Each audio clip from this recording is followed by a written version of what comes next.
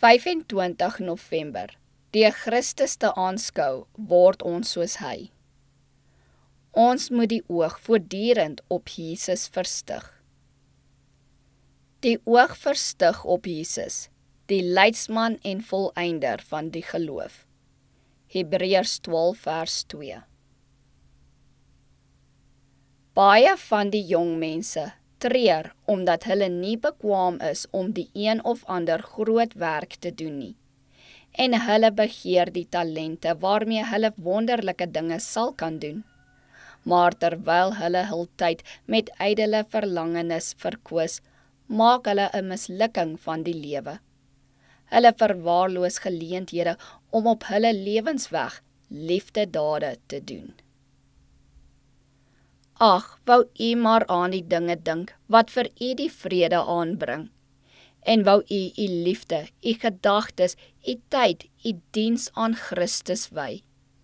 Die Satan lê al sy kragte daarop toe om u wil volgens syne te buig, om van u sy werktuig te maak om die planne van Christus teen te gaan, sodat u sal weier om Jesus oor u te laat regeer.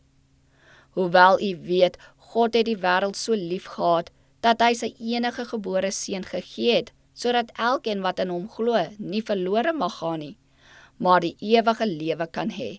Sal die Satan trag om u van Christus af weg te trek, sodat u sy werktuig kan word om ander weg te lei en Gods planne daardeur verydel kan word. Hy is die vader van die leuns, en hy weef 'n net van valsheid waarin hy u met bande van leuns aan sy diens bind. Hoe intelligenter, hoe aantrekliker u is, hoe harder sal hy werk om u te beweeg om u talente aan sy voete neer te lê, en hom te help om sy doel te bereik, naamlik om ander onder sy swart banier in te lok. As hy maar die verstand verdwaas kan hou, sal hy dit doen. Paulus vra, wie het julle betower om die waarheid nie gehoorsaam te wees nie? Die Satan is die betoweraar, en hy het gewerk om Christus uit die siel te verdryf, sodat hy self daardie troon kan bestyg. Ek smeek u, seuns en dogters, om weg te breek van die betowering van die bose. Neem u toevlug tot Jesus en gryp die ewige lewe aan.